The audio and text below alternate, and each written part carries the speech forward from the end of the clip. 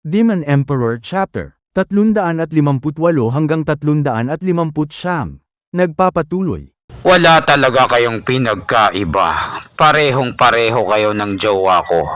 Ang totoong tanga rito, walang iba kung hindi ako. Nung buhay pa siya, nakasama ko siya. Ipinangako ko sa kanya na gagawa kami ng sarili naming mundo. Pero anong nangyari? Namatay na lang siya. At nanggulo ako sa buong kanlurang lupain. Isa talaga akong malaking tanga. Ha ha ha. Senyor, wag mong sisihin ang sarili mo. Ang mga lalaki talaga ay nagsasabi ng mga kasinungalingan para lang magustuhan sila ng mga babae. Halimbawa na lang ng susungkitin ko ang buwan para sa'yo. At nagyayabang sila na mayaman sila, marami silang kotse, para lang magpa-impress sa mga e-abab. Huwag mo akong igaya sa iba. Hindi ako walang hiyang katulad mo. Matapat ako sa kanya at totoo lahat ang sinasabi ko. Alam ko ang itinitibok ng puso mo at palala ito ng palala. Kailangan hanapin mo siya para mapanatag ang puso mo. Kapag katabi mo siya, hindi mangungulila ang puso mo at may babalik muli ang dating pagtingin. Katulad niya, sinabi mo na napakatanga niya. Pero ang totoo, napakabait pala niya. Kung ganun, ang isang master na matalinong mag-isip, kailangan niya ng jowa na hindi marunong mag-isip para maging bagay sila na perfect match at magkaroon ng forever. Sila lang ang mga tao na makakatulong sa'yo para may balik ang peace of mind mo. Sa mundo ng puno ng hinanakit at kasinungalingan. Naubos na naman yung alak ko. Kailangan ko na namang bumili ng marami sa 7-Eleven. Bihira lang magkaroon ng ganitong okasyon na makatagpo ng mga bata na gustong makinig sa istorya ko. Kapag napunta sa inyo ang swerte, tutulungan ko kayo sa susunod na pagkikita natin. Mas maganda mga maliliit na bagay lang. Katulad ng panggugulo sa sekto, magaling ako dyan. Pero kailangan niyo munang ibigay sa akin ang isang bagay. Ano yan, senyor? Sabihin niyo, hahanapin ko yan kahit saan man sulok ng mundo. Isang drawing na picture. Ginawa ko ito para sa kanya. At ito ang pinakamagandang obra na nagawa ko. Nakakalungkot lang dahil nawala ito. Dahil sa pagkatalo ng pamilya nila. Nag-post pa ako sa social media na kung sino man ang makahanap nito at makapagdala sa akin, gagawin ko ang isang bagay para sa kanya. Napakarami ng taon ang lumipas pero ni isa wala pa ring balita.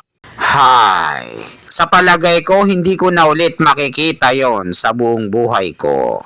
Senyor, sabihin mo sa akin kung anong itsura ng drawing na yon. Baka sakaling makita ko. Ang drawing kong yon ay napakasikat at famous sa buong social media. Ang mga kabataan ang siyang pag-asa ng ating bayan. Bigla siyang nawala, parang magic. Ang kabataan ang siyang pag-asa ng bayan. Hindi ba yun ang... Ibig sabihin nun, siya pala ang pinakamalakas na tao sa buong kanlurang lupain. Si Dan Xingxing. Narinig ko ang alamat niya, pero hindi ko akalain na buhay pa rin siya hanggang ngayon. 1,000 taon na ang nakalipas. Nasaan na kaya ang drawing na yon? Hindi ba nasa Pilipinas yon? Hanapin niyo kung nasaan yun ngayon. Nung huling punta mo sa Kapitolyo ng Imperyo, pagkatapos ang pag-upo sa trono, ng ikatlong kapatid ko, ang drawing na yun ay nawala. Gusto sana niya itong gamitin na regalo sa kasal niya kay Long Kuai. At hindi namin ito mahanap kahit saan, sa lagayan ng mga kayamanan. Tangina, napakaburara niyo talaga.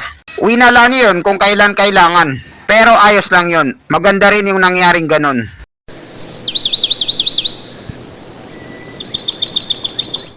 Ngayon, sakto na to, itong napag-usapan na nating lahat. Ang pagtitipon ng 2 dragon ay magsisimula 3 araw mula ngayon. Ang patakaran ay kapareho pa rin ng dati. Magsisimula tayo sa pinakamababang rangko na 3 sekto. Makakaalis na kayo. Maraming salamat po. Kailangan kong magmadali at may sumbong ito. May nangyaring hindi maganda sa harang. Anong nangyaring hindi maganda ang tinutukoy mo? Ang pintuan ay bumuka ng 9 na beses sa bawat sekto. Pero bumuka ito ulit ng 10.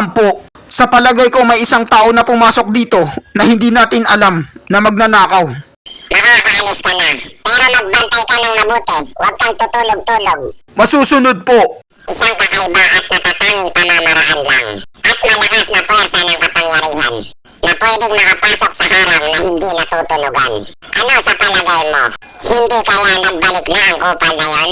Kaya niyang makapasok dito na hindi natin namamalayan na dalawa. At alam niya ang mga pasikot-sikot sa dalawang dragon ni Mang Kanor. Siya lang ang natatanging nag-isang tao sa buong kanlurang lupain na kayang gawin yon. Hindi ko alam kung bakit bumalik ang kupal na yon. Umaasa ako na hindi na siya manggugulo ngayon.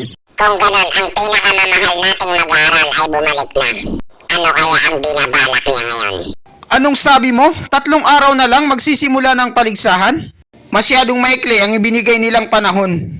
Mga venerable, gumawa kayo ng paraan para mapatagal ito ng konti. Nagagahol na tayo sa oras. Gusto mo kaming utusan 3 na maging alagad mo? Gusto mong papalitan ang schedule ng laban? Sino ka ba? Sabihin na natin wala ka ng oras. Pero anong ginawa mo sa mga nakalipas na araw? Sinabi namin sa'yo na gamutin mo sila, pero hindi ka nakinig. Ang tigas ng ulo mo.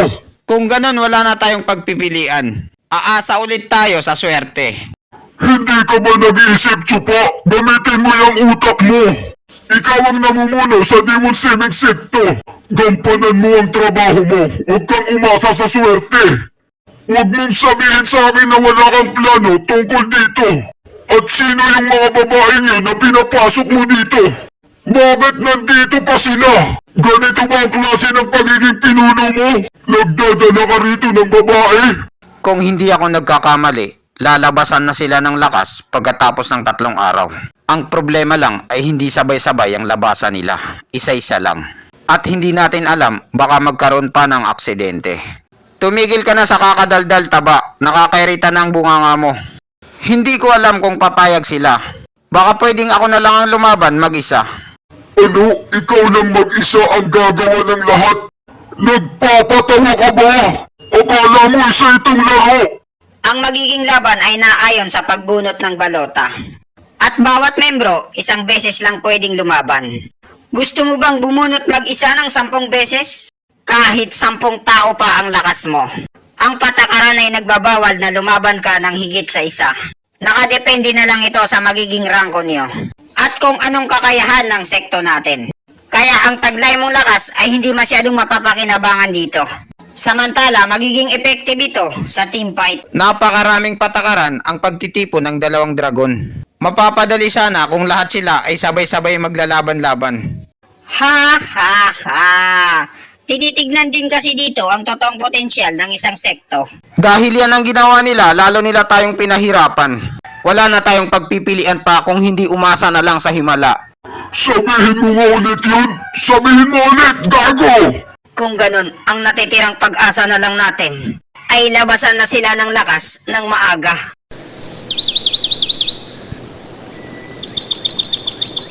Demon Semeng Sekto. Ang pagtitipon ng 2 dragon ay magsisimula na. Bakit hindi pa namin kayo nakikita sa arena? Kaya ang mga matatanda ay pinadala ko rito para sunduin kayo.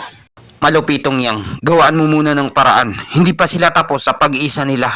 Tangina mo ka, Chupa! Lagi mo na lang akong nilalagay sa kapahamakan!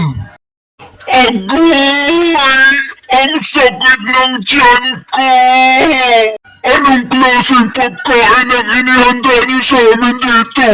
Hindi malinis at hindi masarap. Kailangan ko munang pumunta ng banyo para magsalsal. Lahat tayo rito ay mga cultivator at hindi tinatabla ng mga ganyan. Kagalang-galang na bisita. Hindi rin kami nagbibigay ng pagkain dito. Sa taas ng lakas mong yan, imposibleng magkaroon ka ng sakit sa tiyan. O baka naman kumain ka ng lason, kaya ka nagkaganyan. Ngayong sinabi mo sa akin ang bagay na yan, bigla tuloy akong gumaling. Kung ganon, ano pa ang hinihintay natin? Umalis na tayo. Sa dinami-rami ng taong nakita kong duwag, naiiba ka sa lahat. Dahil bigla ka na lang magkakasakit nang hindi pa nakakaapak sa arena.